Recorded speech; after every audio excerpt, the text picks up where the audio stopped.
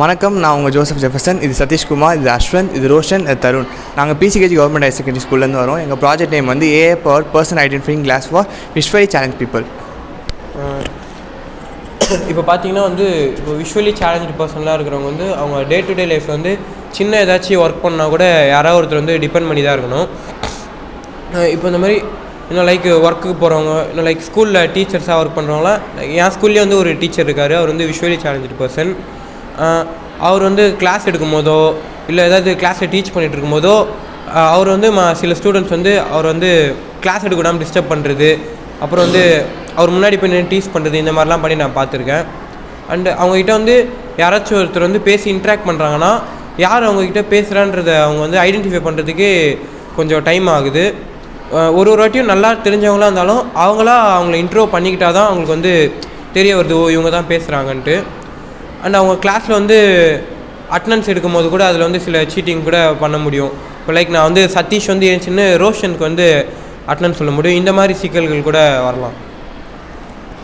So இந்த ப்ராப்ளம்க்கு solution என்னென்னா, இந்த மாதிரி கிளாஸில் ஃப்ரண்ட் அண்ட் சைடில் ஒரு கேமரா ஃபிக்ஸ் பண்ணியிருப்போம்.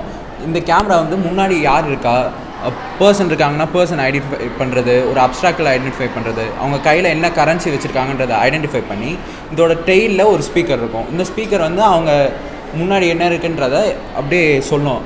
இது மூலயமா அவங்க ஈஸியாக யார் முன்னாடி இருக்கா, அப்ஸ்ட்ராக்டில் இருந்ததுன்னா அதுக்கு நவுந்து போகிறது, என்ன கரன்சின்னு இருக்காது, யாரையும் ஏமாற்றாமல் அவங்கள தெரிஞ்சுக்கலாம்.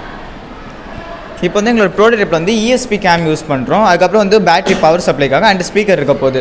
இப்போ இது எப்படி வேலை செய்யணும்னா, ESP கேம் வந்து ஒய்ஃபை மூலிமா மொபைல் கூட கனெக்ட் ஆயிரும். இப்போ வந்து யாராச்சும் முன்னாடி ஃப்ரண்ட்டில் நிற்கிறாங்க, இல்லை ஏதாவது ஆப்ஜெக்ட் இருக்குன்னா அது வந்து இந்த ESP கேம் வந்து ரிசீவ் பண்ணி ஒய்ஃபை மூலிமா வந்து மொபைலுக்கு அனுப்பிடும். இப்போ வந்து மொபைல் வந்து எங்களோட சர்வரில் கனெக்ட் ஆகிருக்கும். அதில் இருக்கிற டேட்டா பேஸில் இருக்கிற பீப்புள்ஸ் யாருன்னு சொல்லி மேட்ச் பண்ணி அதில் இருக்கிற அவுட்புட்டை வந்து ESP கேமுக்கு வந்துடும். அதுலேருந்து ஸ்பீக்கருக்கு வந்து யார் இருக்கான்னு சொல்லுவோம். இப்போ இதனால் வந்து நார்மலாக இருக்கிற விஷுவலி சேலஞ்சு பீப்புளுக்கு வந்து எங்களோட ப்ராடக்ட் வந்து இன்னும் ஹெல்ப்ஃபுல்லாக இருக்கும். இப்போ நார்மலாக யார் இருக்காங்க என்னென்னே தெரியாத இருக்கிறத விட இப்போ மோர் இன்ஃபோ கொடுக்கறதுனால அவங்களால இன்னும் நல்லா பெர்ஃபார்ம் பண்ண முடியும்.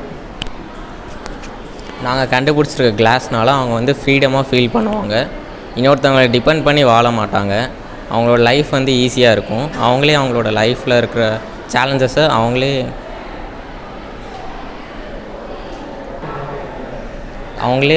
அவங்க லைஃப்பில் இருக்க சேலஞ்சை அவங்களே ஃபேஸ் பண்ணிப்பாங்க. தேங்க்யூ.